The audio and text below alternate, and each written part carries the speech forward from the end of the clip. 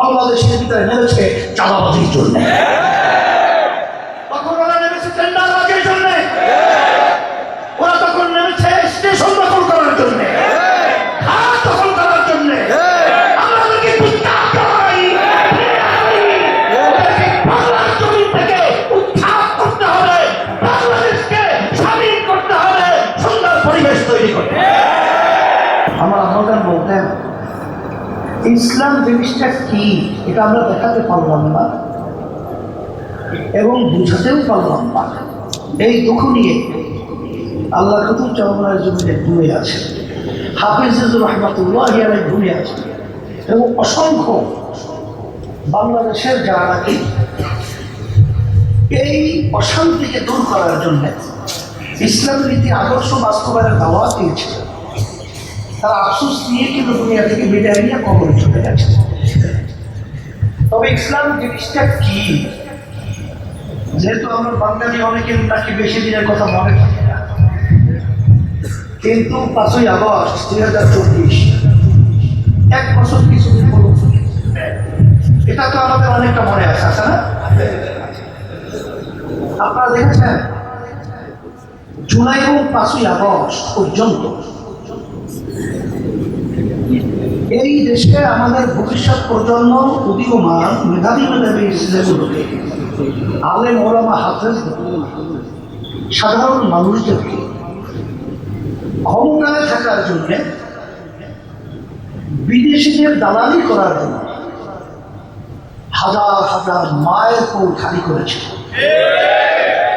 তখন সর্বত্র আপনারা দেখেছেন প্রশাসনিক কার্যক্রম স্থবির হয়ে গেছিল, এমনকি রাস্তার মধ্যে ট্রাফিকের দায়িত্ব পালন করাটাও অনেকাংশে স্থবির হয়ে গেছে।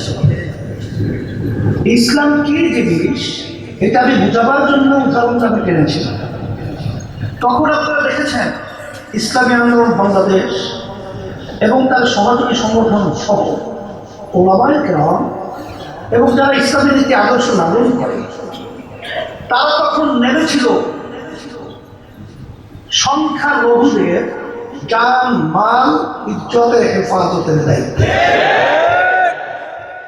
তখন তারা রাস্তায় নেমেছিল মানুষের কষ্ট লাঘবের জন্য, ট্রাফিকের সিগন্যাল দায়িত্ব পালন করার জন্য। আর তখন এক শ্রেণী নেমেছে, তখনও মায়ের কান্না বন্ধ হয় নাই, তখনও সেই মায়ের আর্তনাদ আমাদের কানে ভাসছে। মা চিল্লায় কাচ্ছে আর বলছে আজকে কয়েকদিন পর্যন্ত আমার সন্তান আমাকে মা বলে ডাক দেয় না। আমাদের সেই মুখের পানি লাগবে, পানি শব্দ আমাদের এখন কানে ভাসছে। সে আবু সাইদের 2 হাত প্রসারিত করে বুকের ভিতরে গুলি নিয়ে রাস্তায় লুটিয়ে ফেলেছে, সেই দৃশ্য আমাদের চোখে ভাসছে।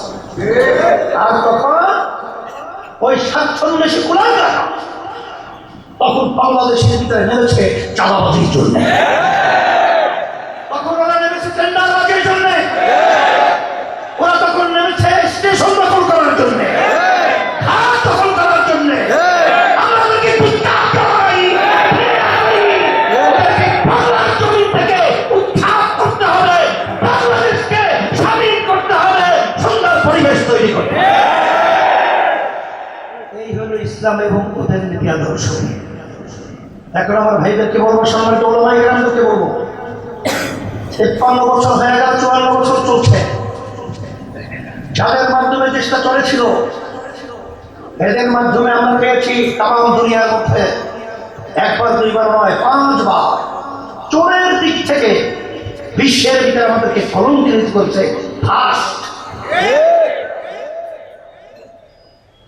আমরা এদের পরিচালনা দেখেছি, রাস্তায় নামলে গুম হতো, ঘরে থাকলে খুন হতো। আমরা এদের পরিচালনা দেখেছি আয়না ঘরের মতো ইতিহাস বিরল আইয়ামে জাহিলিয়াত তো হার মানিয়েছে, যে নির্যাতনের তীব্র তামাম দুনিয়ার ইতিহাসে দেখা যায় না। আমরা এদের পরিচালনা দেখেছি প্রায় 24 লক্ষ কোটি টাকার উপরে আমাদের দেশের টাকা বিদেশে পাচার করেছে। কিছুদিন আগে আপনারা দেখেছেন বর্তমান পত্রিকা আছে, শব্দভূমি মন্ত্রী এফএসিস্টের প্রায় 3টা দেশের মধ্যে তার বাড়ির সন্ধান পাওয়া গেছে 620টার মতো বাড়ি। তার বাড়ির মূল্য প্রায় 5,700 কোটি টাকা। এই টাকা কি তার বাপের কামাই টাকা? এই টাকা তো আমাদের ঘাম ছড়ানো টাকা।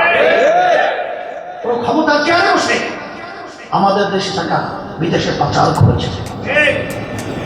এখন আমার সম্মানিত ওলামায়ে কেরাম, আমার ভাইদেরকে বলবো, 5ই আগস্টের পরে 53 বছর ইসলামকে রাষ্ট্রীয় ক্ষমতায় নেওয়া এই সুযোগ কিন্তু আর আসে না। যেই সুযোগ এখন এসেছে, এই সুযোগ যদি আমরা কাজে লাগাতে না পারি, যখন আমাদের ভবিষ্যৎ প্রজন্ম সন্তানগুলো যখন ইতিহাস করবে, তখন আমাদেরকে নিয়ে তারা ভিক্ষার ঘৃণা করবে। সেই লক্ষ্যে ইসলামী আন্দোলন বাংলাদেশ এবং ওলামায়ে কেরামদেরকে নিয়ে পরামর্শ আমরা সিদ্ধান্ত নিয়েছি, আল্লাহ যদি কবুল করেন, আমরা যেন ইসলামের পক্ষে একটা বাক্স পাঠাতে পারি। সেই লক্ষ্যে আমাদের কার্যক্রম চলছে। সারা আল্লাহর রহমতে ভালো। এইটা দেখে ওই ফ্যাসিস্ট চরিত্র এবং চাঁদাবাজ, খুনিরা, টাকা পাচারকারীরা এখন সহ্য করতে পারছে না। এখন তারা লেগেছে ওলামায়ে কেরামদের বিরুদ্ধে, চরমনের বিরুদ্ধে, এবং বিশেষ করে যাদের ডাকে 5ই আগস্ট অভ্যুত্থান হলো, ওদেরকে আজকে বিভিন্ন পর্যায়ে সমালোচনা করছে। তোমরা কি ভুলে গেছো 15.5 বছর বালিকদের আগ পর্যন্ত সরাতে পারো না? আর এদের ডাকে ছাত্র জনতা যখন রাস্তায় নেমে এসেছিল, তখন এই ফ্যাসিস্ট হাত পাক করেও খেয়ে যেতে পারে না। আজকে তাদের অবদান, আজকে তোমরা বিভিন্ন কাজের সমালোচনা করছো, তোমাদেরকে আমরা ঘৃণা জানাই। আমরা তোমাদের এই আচরণকে আমরা একটা ভালো চোখে, ভালো নজরে দেখছি না। সেই হিসাবে আমি সকলকে আহ্বান জানাবো, আসেন, যেহেতু আমরা একটা সুযোগ তৈরি করে দিয়েছেন, আমরা যেন আর চাঁদাবাজের সহযোগী না হই, আমরা যেন আর খুনিদের সহযোগী না হই, আমরা যেন সেই দৃশ্য আর না দেখি যে সোহাগের মতো বাংলাদেশের সন্তানকে আইয়ামের জাহিলিয়াতকে হার মানিয়ে পাথর দিয়ে যেভাবে মারা হলো, মরার পরেও তার গায়ের উপরে উঠে তারা চিত্ত বিনোদন করছে, আনন্দ উল্লাস প্রকাশ করছে। নারায়ণগঞ্জ দেখেছিলাম যে তার ঘর মানে তার ভাড়া চাওয়ার অপরাধে তাকে পিটিয়ে মেরে ফেলেছে। দেখেছেন সাংবাদিকদের অবস্থান, অন্যান্য আবার সব দেখেছেন। এখন আমার ভাইদেরকে বলবো, সুযোগ যখন আমরা দিয়েছেন, আমরা যেন সুযোগের শব্দ ব্যবহার করতে পারি। আমরা একাকার হয়ে আমরা যেন বিদেশি তাবেদারি, বিদেশ যেন আমাদেরকে গোলাম বানিয়ে না রাখতে পারে।